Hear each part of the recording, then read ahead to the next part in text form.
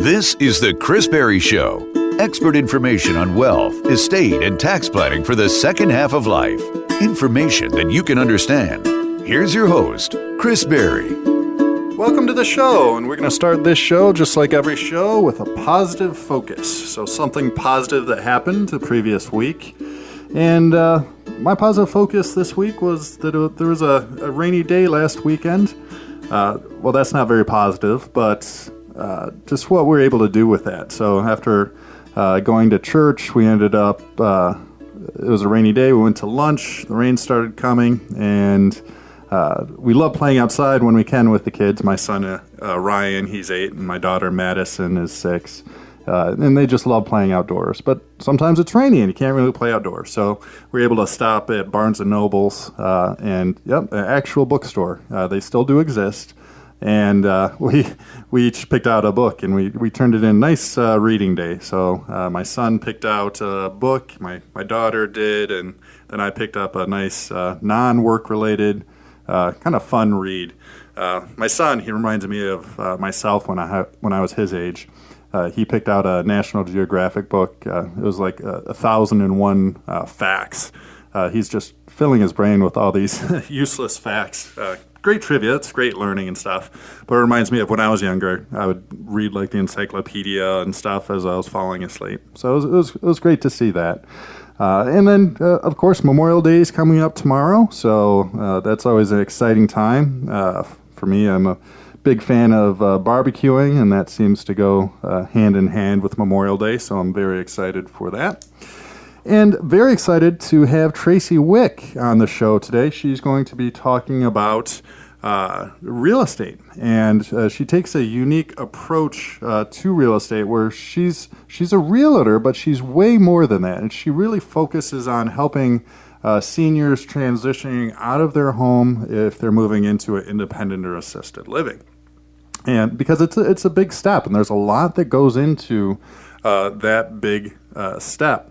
And with that, there's a lot of things that you need to take into account. So it's more than just buying one house or selling one house and buying another house and moving all your stuff to that new house. That's a process in itself. But now we're looking at going from years and years of stuff, of hoarding potential issues, and then figuring out how are we going to downsize to the point of maybe fitting into now an independent or assisted living, a small little one-bedroom apartment. So Tracy's going to go over that with us in sections, or second and third segments today. And first, what I want to do is just talk about kind of real estate and long-term care and taking that step more from a financial and legal and long-term care perspective. So a lot of times what we see is that we'll get to the point where we're living at home independently, but then due to maybe a diagnosis or just the frailties of aging, we need to take a step towards independent or assisted living. And the lines are starting to gray between these types of communities. But think of an independent living as a hotel or apartment type environment. And then there might be some additional services. And then the cost is going to differ just depending on the amount of services that are available. So some common independent and assisted livings out there are the American Houses or Sunrises, Independence Village. Those are all examples of independent or assisted living. But typically the cost is going to range anywhere from $1,500 to $2,000 to maybe $5,000 per month or more, depending on location and which of the communities it's at and the level of care that's necessary. And so the question then becomes, how do we go about paying for that long-term care? Well, one of the things that happens is sometimes we'll sell a house, or a lot of times upon making that move to independent living or assisted living, what good is the house at this point? And so this is where you might look at selling the house. And this is where Tracy Wick could get involved to help you with that next step of selling the house and downsizing and then moving to that new independent or assisted living. And one of the things that we see quite often is just looking at how to best kind of financially plan for this, financially and legally plan for the long-term care, navigating the selling of the house as part of the process.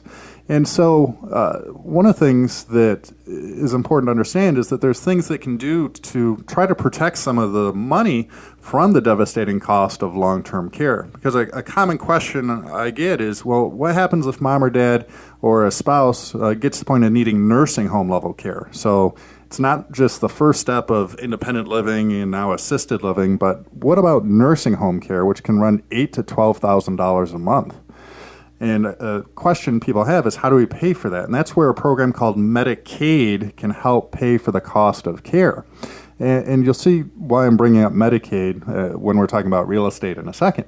But Medicaid is a way that we could pay for nursing home care. To qualify for Medicaid, a single individual is only allowed to have $2,000 worth of countable assets. Countable assets are basically everything other than a home, small cash value of life insurance, personal belongings, prepaid funeral, and an automobile. So one of the concerns is that the home is an exempt asset for Medicaid purposes. And sometimes some families are hesitant to sell the house because they're taking an exempt asset, and now if it's turned into cash, it's a countable asset. So one of the things that we do in our office is we'll set up a special type of trust. We call it a castle trust, where we move the home or even a second piece of property into that trust. And now it's protected if we can make it 5 years before we need nursing home care. So by moving the house into the trust, the special asset protection trust, not a basic revocable trust, but an asset protection trust, if we move the home into that trust, what it does is gives us the freedom so that if we want to sell that house, the proceeds of the sale would be protected from that nursing home or Medicaid spend down. So what that means is, let's say mom set up a castle trust, moved her house into the trust, and then now a year goes by and now mom wants to transition to an independent or assisted living. So she wants to move out of her house, downsize. And if it's inside of a trust, an asset protection trust, not a basic revocable living trust, but an asset protection trust like a castle trust, then by moving the asset into the trust, once mom's made it 5 years before she needs a nursing home, that final step on the elder care journey, then everything inside of that trust is protected from that nursing home or Medicaid spend out. So what that means is if mom moves the house into the trust and then goes to sell the house 1 year later, the proceeds of that sale would go back to the trust and would remain protected inside of that trust, meaning it wouldn't restart that 5-year clock. So that she could sell that house. Now the proceeds of the sale would be protected inside of the trust.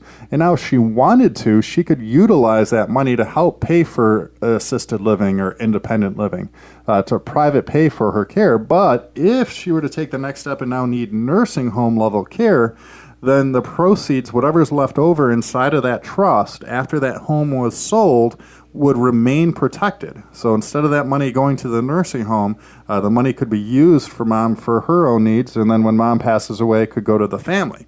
Because instead of leaving money to a nursing home, where would you rather leave it? Most likely to your loved ones.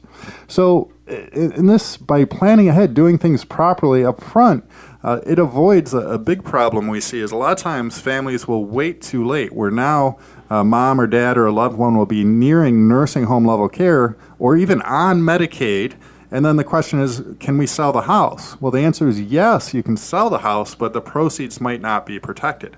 But the earlier you start thinking about this in terms of legal and financial planning, if we're to move the house or any real estate into that asset protection trust, and then if we made it 5 years, then the proceeds of that sale of the house, if the house were to be sold, would be protected from that $8,000 to $12,000 a month nursing home or Medicaid spend down. So it's something to think about if you are looking at sometime in the future maybe downsizing.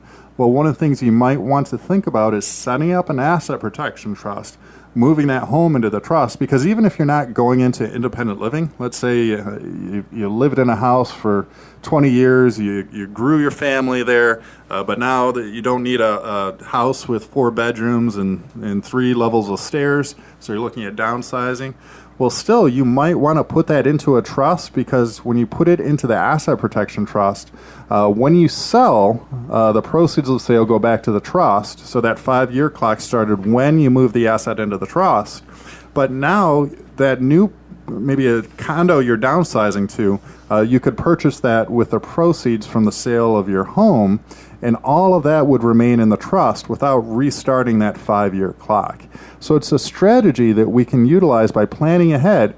We can move the house into an asset protection trust, and still that gives us a flexibility where if we were to need nursing home care in the future, the proceeds of that sale would be protected and would be exempt, just like if we had the house in our name and kept it as a house.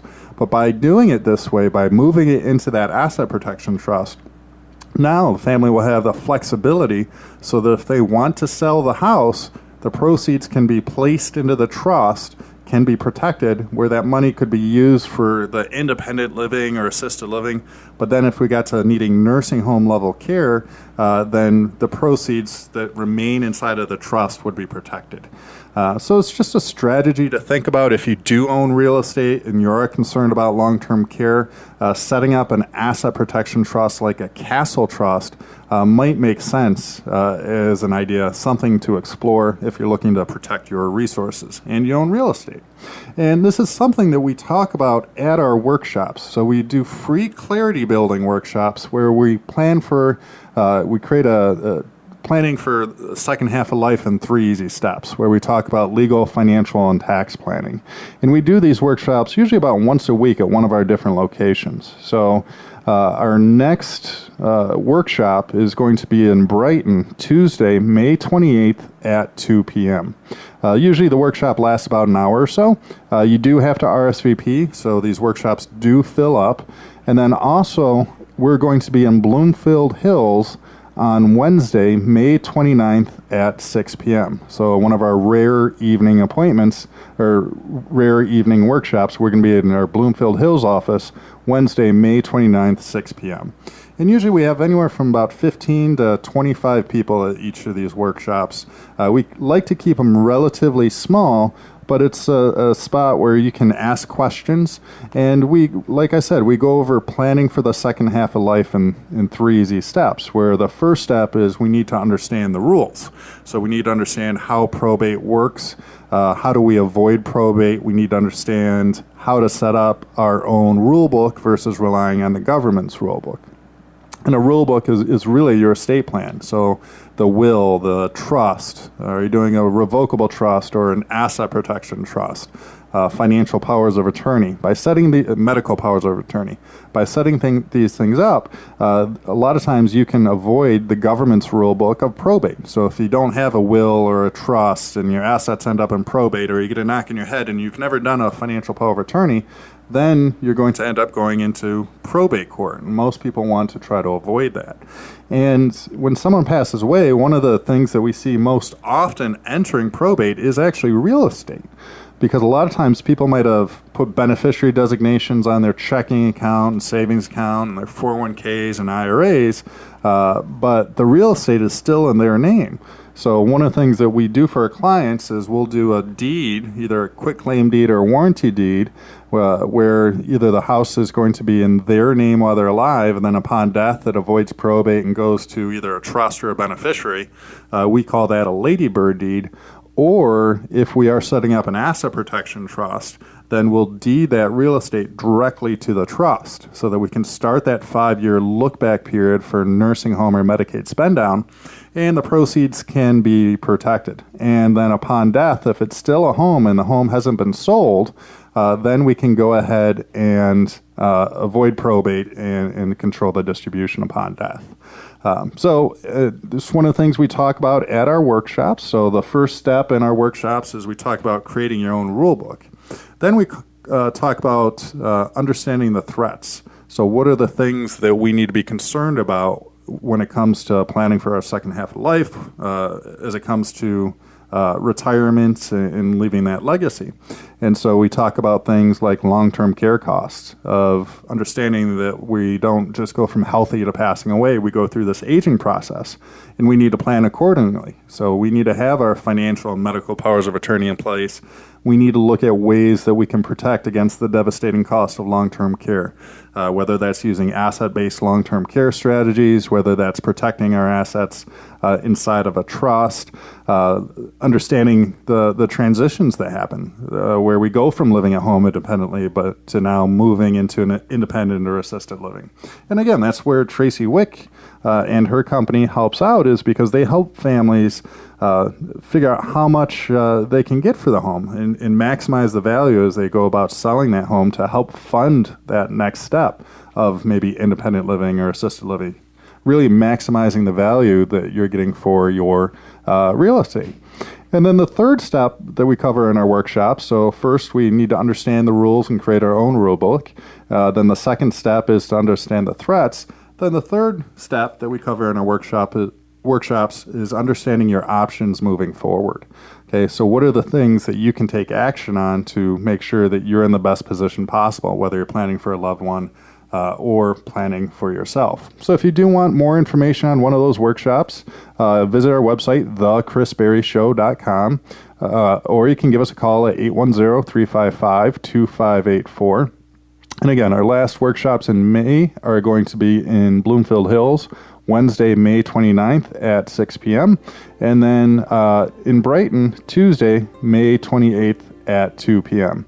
So if you do want more information on those workshops, give us a call at 810-355-2584. Visit our website, thechrisberryshow.com, or shoot us an email at askchris@thechrisberryshow.com. And stick with us as I bring in Tracy Wick as we discuss real estate and downsizing, moving into independent or assisted living. Stay with us.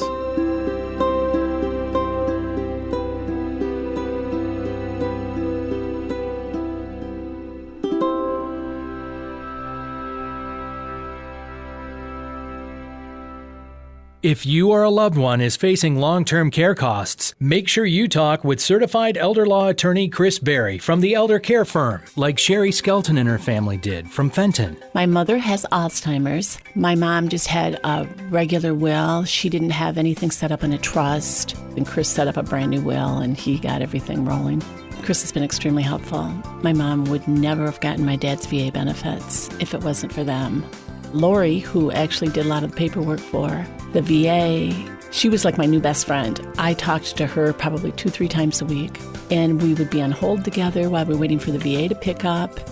We were approved, and we never would have been able to do that if it wasn't for them. I can't even begin to tell you what he did for my family. Hello, I'm attorney Chris Berry. The Elder Care Firm is here to help you and your family find solutions. Call us today. Protect your assets from probate, long-term care costs, the IRS, and get the governmental benefits you deserve. Visit theeldercarefirm.com today or call 810-214-3800.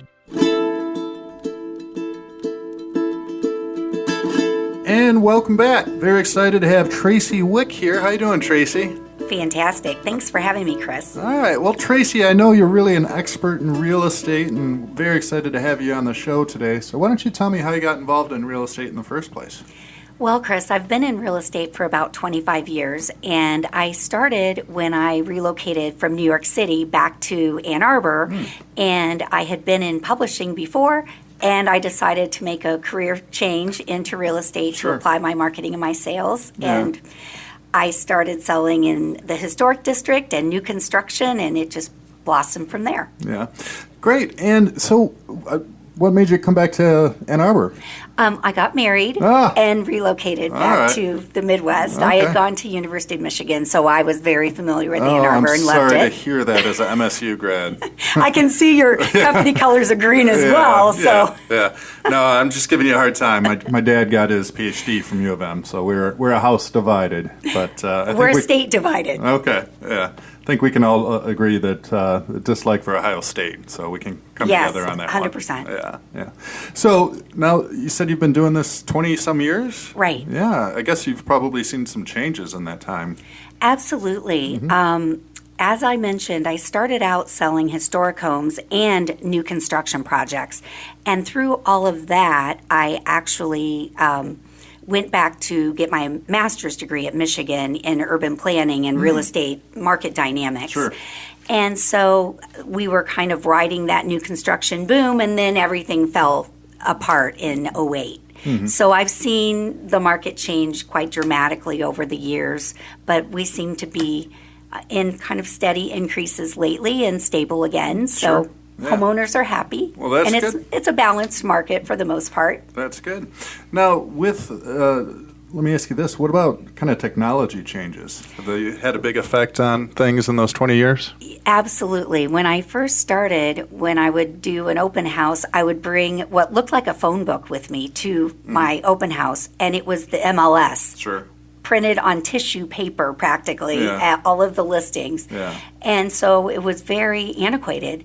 And then everything has changed. Of course, we're tech savvy now, and buyers can directly view listings through Zillow or Trulia or Realtor.com. And so I would say the market is a lot more fast paced. Sure. Yeah. Yeah. No, Dynamic. Yeah. One listing can go up, and the Sure. same day you can have multiple offers, and the next day it can be gone. So Right.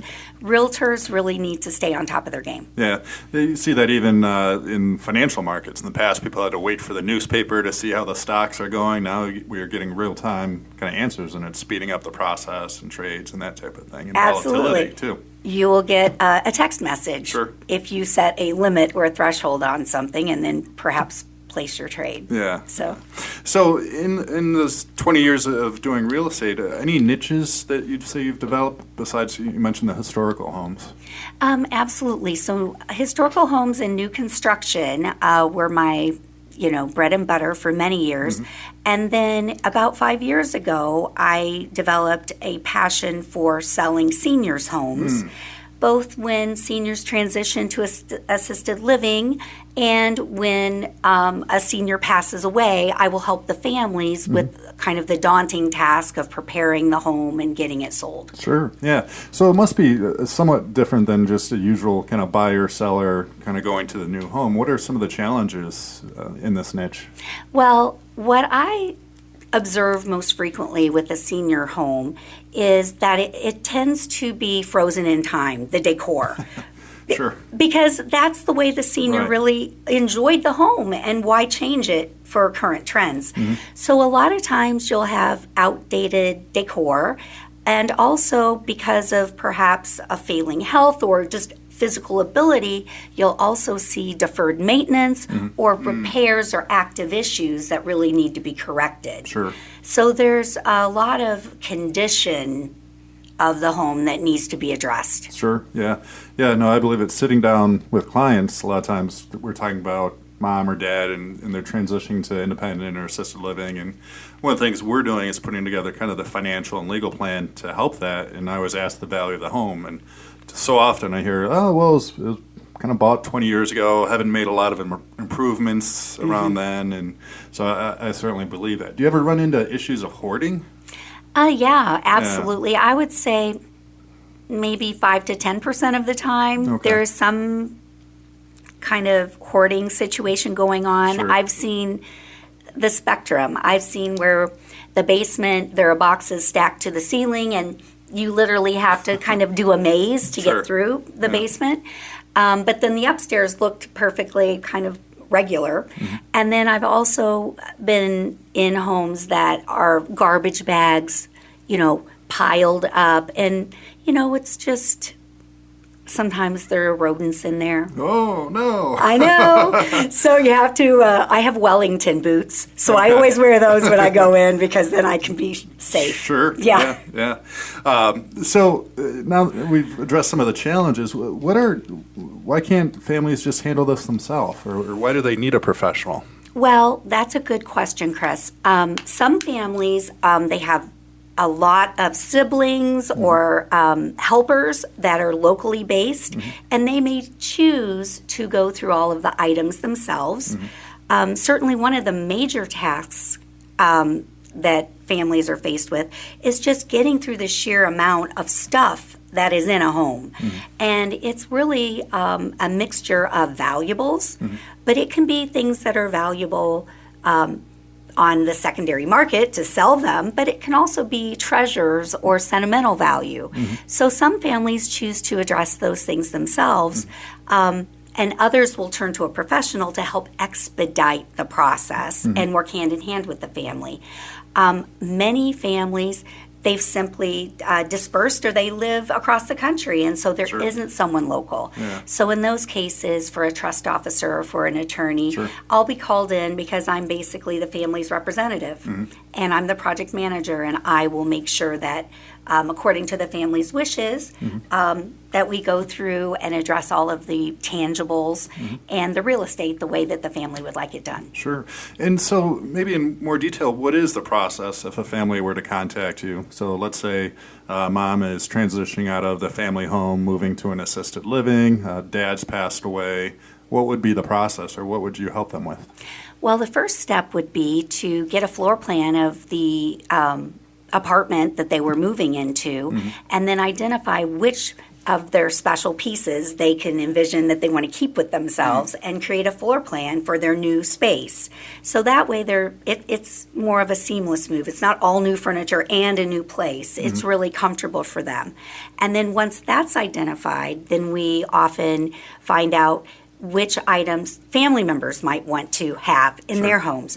And then you kind of whittle it down to what is left, and then we will have a couple of different estate planning or estate sale companies come in and give bids on, doing an estate sale, if that's in the process. The whole process is kind of clearing out the home, because it's really advisable to sell the home empty.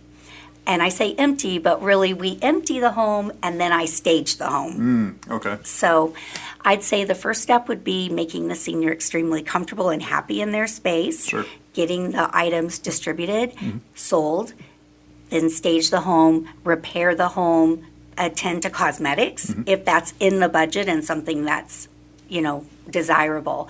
But just by doing this conditioning of the home before it goes on the market, that alone can really save the family from an immediate 30% loss of value by just putting it on the market as is.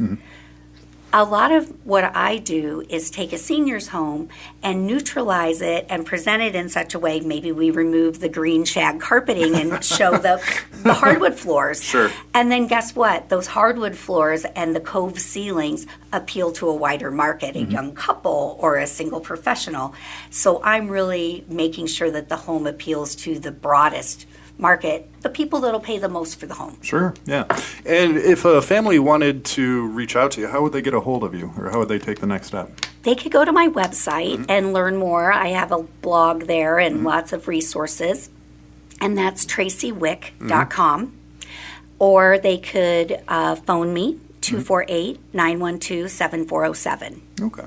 And we'll have that information in the show notes if you do listen to the show via podcast, or if you go to thechrisberryshow.com, we'll have that contact information there. And what's the phone number again, one more time? 248-912-7407.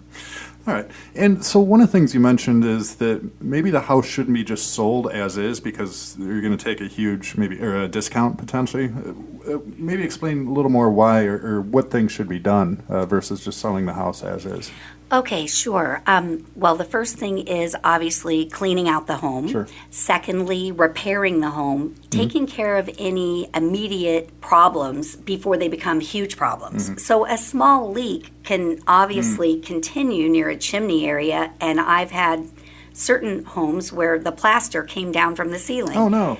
Yeah, and then that's a huge problem. So I'd rather get a contractor in right away on those. And then, of course... and is that something that you help arrange then, is work with all the contractors and do. Bring in all the right professionals? I do. Those that know me, they say I have a SWAT team. Okay. So I bring my SWAT team in, and we're able to get the work done at a very high quality level quickly. And that's really a value for the family, because the longer that a home is really sitting vacant, the more there's a potential insurance problem. And I'm sure one thing you help your clients with is making sure that these assets are properly insured. And whether it's an umbrella policy, you have to make sure that the trust is the insured party. And a lot of people leave it in the person's name. Right. Now, if it's an elder transitioning, then that's not a problem. Sure. But primary residence exemptions, we want to keep those intact when we can. Yeah. And so those are some of the things that we do. Yeah. Do you ever run into issues with maybe the family not agreeing or having maybe not a decision maker and kind of clear if kind of mom is maybe handing off some of these things to son or daughter to help with? Do you ever get interference from other family members at all? Well, generally it's very collaborative. Yeah.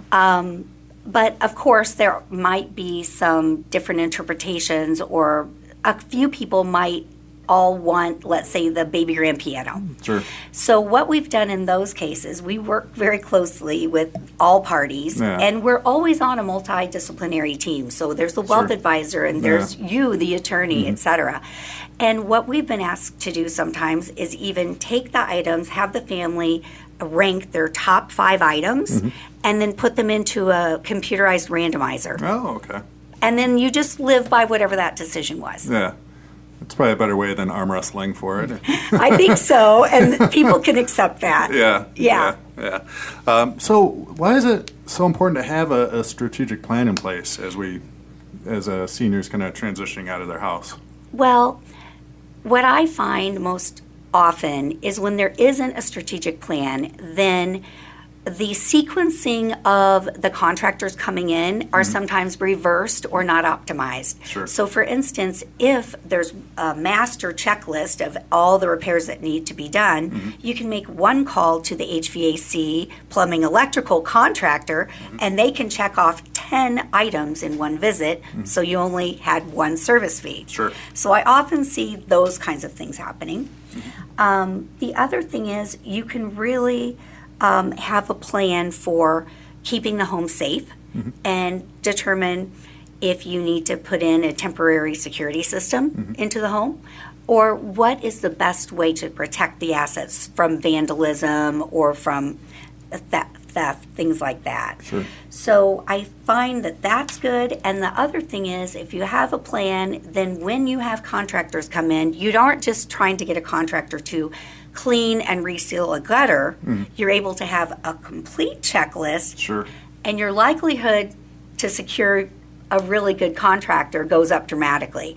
So I find that families that try to coordinate their own repairs is very piecemeal, and they don't complete the list, and they're really not getting the best pricing for that as well. Yeah, and just as you're talking, just laying out all the different things that goes into something that seems simple, like selling a house, but when you get it down to all these little details and fixing things and arranging that people are showing up at the right time, it's making me exhausted just thinking about trying to coordinate all that. So now, is it more than just you? You have to have a whole team of people being able to help with these things. I do have a team. Yeah. I have a group of well-trained and amazing people that are very responsive, and we basically are able to get out on site, and we're the field support for the attorney, for the family, whatever needs to be done, especially an out-of-town party. They would have to fly $500, live in a hotel. You know, it's thousands of dollars they would have to spend, but instead we'll take care of it. I do have field support assistants that can go out, and then we also have very well qualified licensed contractors. Yeah, nice, good. And it must have taken you some time to put together all these great team members. And so we've been talking to Tracy Wick, and join us as we continue the conversation, talking to Tracy about relocating. So if you have a loved one who's maybe moving out of their house, moving into independent or assisted living, Tracy, what's the phone number to reach you at? 248-912-7407. All right. And join me as we continue the conversation with Tracy Wick. If you or a loved one is facing long-term care costs, make sure you talk with certified elder law attorney Chris Berry from the Elder Care Firm, like Sherry Skelton and her family did from Fenton. My mother has Alzheimer's. My mom just had a regular will. She didn't have anything set up in a trust. And Chris set up a brand new will, and he got everything rolling. Chris has been extremely helpful. My mom would never have gotten my dad's VA benefits if it wasn't for them. Lori, who actually did a lot of the paperwork for the VA, she was like my new best friend. I talked to her probably 2-3 times a week, and we would be on hold together while we were waiting for the VA to pick up.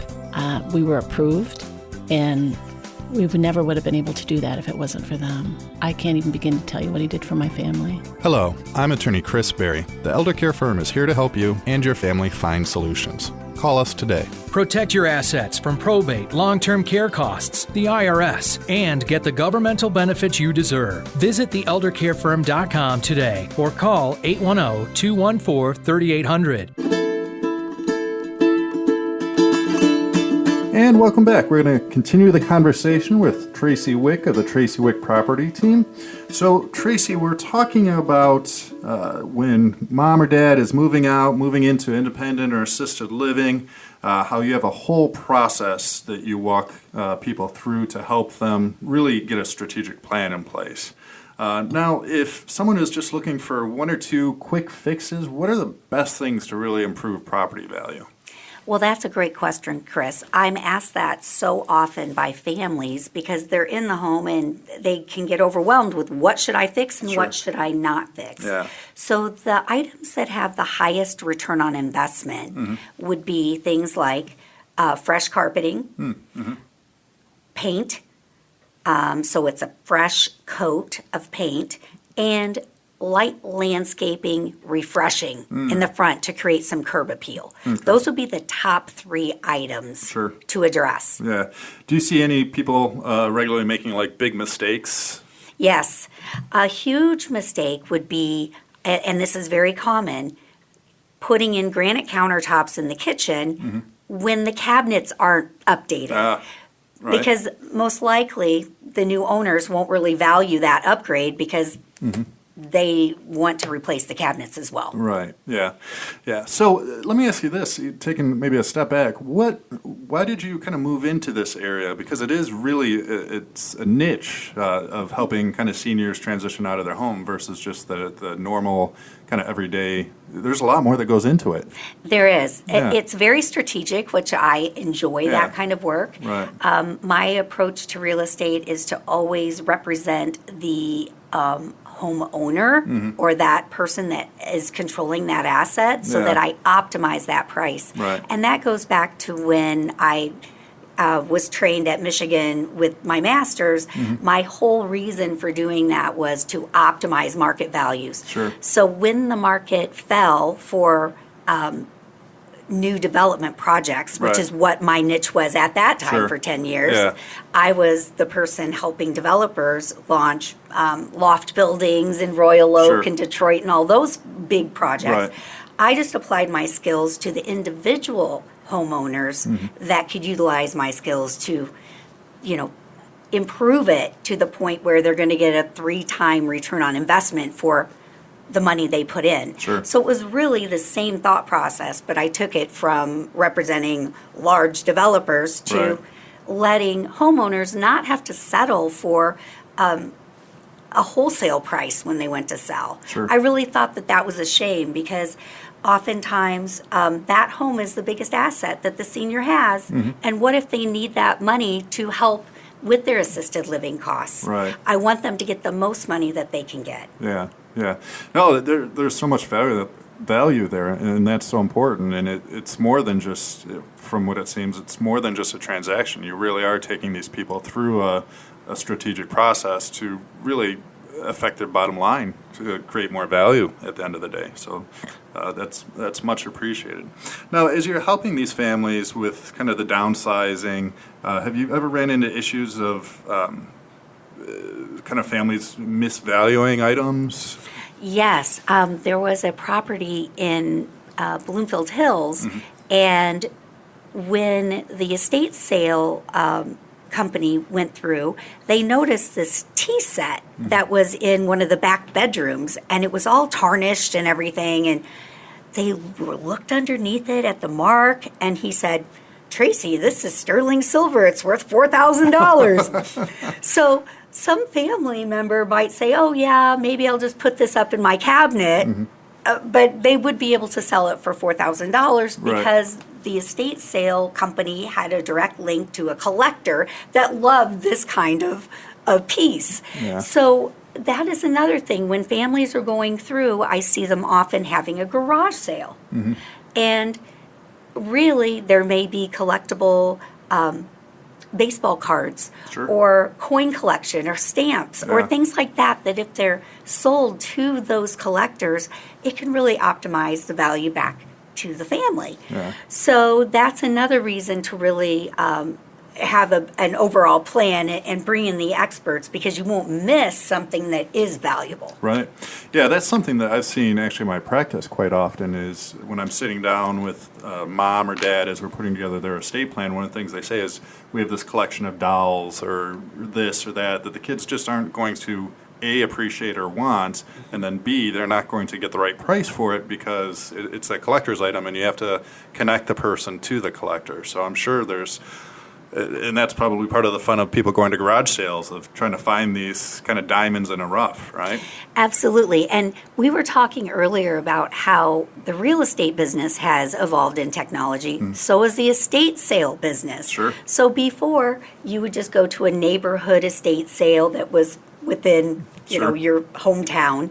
But now they have online platforms. So there are companies such as Everything But the House, and they have an app on your phone. Oh, wow. And you can get alerts, Chris, so you would like this. And you can actually search for Gucci purse or Burberry trench coat or those kind of things, because they have estate sales going on across the entire country, New York City, LA, everything like that. So they're able to take these items and sell them for the most money because there's a bidding war. Oh, wow. Wow, I never would have thought of that. Yeah, technology is having amazing effects on all these different industries. The other thing that's interesting about Everything But the House, and this is another reason to have a professional assess the property, is they will come into the property and they will catalog and remove the items, take it to their warehouse in Ohio, professionally photograph every single item in a studio setting, so it's beautiful photography, and then launch your online estate sale. And that's really helped me and some of my clients before. I had a lady that was moving to Florida. She had just gotten married, and she didn't need her furniture because her new husband had the entire beach house already furnished. Sure. So all of her furnishings went to Ohio, and that left us with a beautifully empty home for the closing. Oh, that makes it so much easier. It does. So a lot of times you have to time the estate sale for once the home is pending. Right. And that can be a problem if the estate sale doesn't wrap up quickly enough. Right. Yeah, there's a lot of balls you have to juggle as and part timelines. of this process. Yeah, and timelines. That makes a lot of sense. Right. Now, so let's say that we've had the estate sale and now the house is kind of vacant. How do you protect against like vandalism and that type of thing? Yeah, that's a great question. A vacant home is very much a target for these kind of break-ins. So there's something called strategic caretaking, and we have a whole checklist that we make sure that we inform the family about. And it's some simple things like have a neighbor come over and collect the pizza flyers from the porch. Just make sure that you don't have newspapers there. Also, arrange for the mail to be held at the post office so you don't have that overflowing. Make sure that the front walkway is cleared, and if it's snowy, make sure you have a snow service that even though you're maybe not utilizing it, that the driveway and the sidewalk look well tended to. Also, of course, if there's any kind of broken window or thing like that, you have to address it immediately. And make sure that the lawn is still cared for. Sometimes we will install a non-invasive security system Okay. that not only monitors the video, but also audio. And it's live monitored 24/7, so if there is an unauthorized break-in, then the police are called immediately. Very nice. Yeah. Yeah. And so when should a family kind of reach out to you? When should they start this process? Is it when they know that they want to sell? Is it when they just looking for things to do prior to putting it up? When should a family reach out to you? When a family knows that their loved one is going to be transitioning to assisted or independent living, I think at that point, having a conversation and a on-site meeting is the smart thing to do. Because there are these questions about, should I do this? Should I do that? And I know what items will add value and what things will just be a waste of money, like the countertops or some of those ideas. Right. I can also bring in teams that can help with the space plan or the getting some bids for different estate sale options, considering an everything but the house remote sale versus an on-site sale. That can allow them so much more freedom with their timeline. So I would say when they are certain that the loved one is moving, then it's a great time to really get a plan together and then to move forward with that. Sure. And if family wanted to move forward with that, what's the phone number and website to reach you again? My website is tracywick.com, and my number is 248-912-7407. All right. And let me ask you this. What do you think of the market? Is it going up? Is it going down? The market right now, it's the spring market, and we're seeing quite a bit of transactions. The peak months for our season are April through August. And so we're clearly Is that just in because of the weather, or is it It's schools? Historically, that is when the most deals happen, but it happens to be the time when most homes look the most beautiful. Sure, yeah. And when the kids are going to be out of school, so moves like to happen over the summertime. Sure. Not to disrupt the children. Yeah.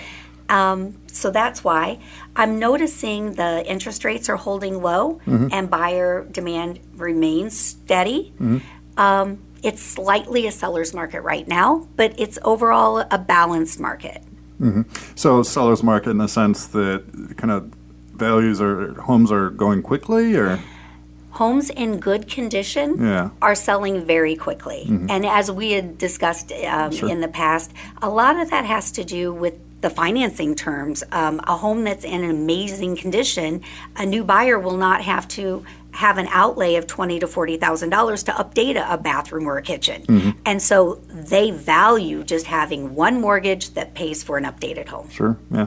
And not to put you on the spot, is there any kind of areas in Southeast Michigan that are kind of really hot right now where it really is a seller's market, so to speak? I would say, going back to my urban planning roots, the areas that have downtowns within proximity, those tend to be the most active in terms of trading. And it makes sense if you think about Brighton, downtown Brighton, the farmers market, all of the concerts, the restaurants. Those are amenities that buyers old and young all are gravitating to because it's a lifestyle. So homes within walking distance, especially to a downtown, Brighton, Northville, very hot right now. Lots of new development, small homes being moved on the lot and then expanded with a new foundation. That's happening now. Yeah. I have a friend of mine in Plymouth, bought a house, lived in it for about a year, then knocked it down and it's walking distance to downtown Plymouth. So that's a gem. Yeah. And so we're talking about kind of the best things to do if you're thinking about selling your house. We talked about a couple updates. Any other things that someone should do when they're kind of getting ready to sell that you can think of? I would say just make sure that the house is thoroughly assessed. We have a checklist where we do an exterior assessment, and we have another checklist for assessing the interior of the home. I think getting a master plan together up front is going to save time, save money that you don't need to spend money on things that you might think you did. Sure. And then also just coordinating those contractors so you get efficiencies and multi-bid projects so that you don't overpay for what you need to have done. Sure. And so if someone contacted you, what's the typical turnaround for a house to be sold and cash in hand? I would love to tell you there is a specific amount of time. For our team, we're extremely responsive. So we will be able to assess the home within 2 days and get back to the family within that week with a plan. Sure. But what happens is life. So the families may have one person that's going to fly in from California to physically pick up some items or what have you. We had one family where we started with the process in their home in February, and I thought we would be on the market by May or by March 15th. However, the family kept wanting more and more time in the home to go through the things themselves. So that project has delayed 4 months now. Oh, wow. But I can't say it's delayed. It's just what it's taking for their wishes. Right. Yeah, no, it makes perfect sense. There's a lot of, as you've outlined, there's a lot that goes into it, a lot of moving parts, a lot of different timelines that have to come together.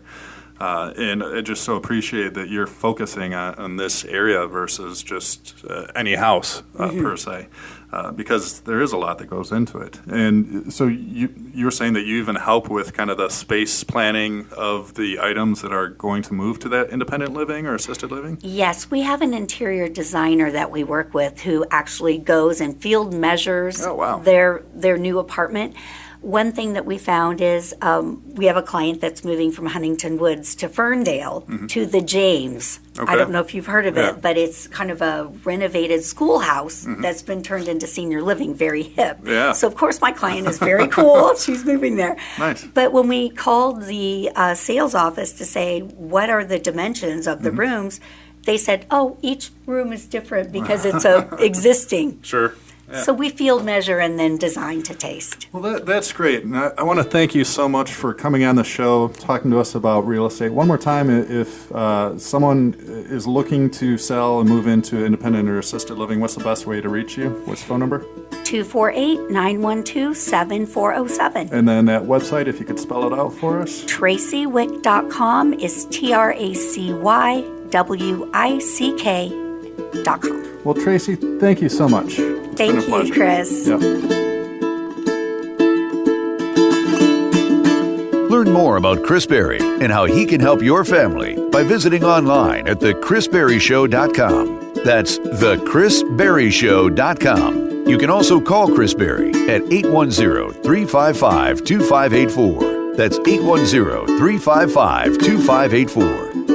This program content reflects the opinions of Chris Berry and his guests, not the elder care firm, AE Wealth Management, or the CJ Berry Group, and is subject to change at any time without notice. Content provided herein is for informational purposes only and should not be used or construed as investment or legal advice or a recommendation regarding the purchase or sale of any security or to follow any legal or tax strategy. There is no guarantee that the strategist's statements, opinions, or forecasts provided herein will prove to be correct. Past performance is not a guarantee of future results. Indices are not available for direct investment. Any investor who attempts to mimic the performance of an index would incur fees and expenses which would reduce returns. All investing involves risk, including the potential for loss of principal. There's no guarantee that any investment plan or strategy will be successful. We recommend that you consult with a professional dedicated to your needs. This program is furnished by the Elder Care Firm.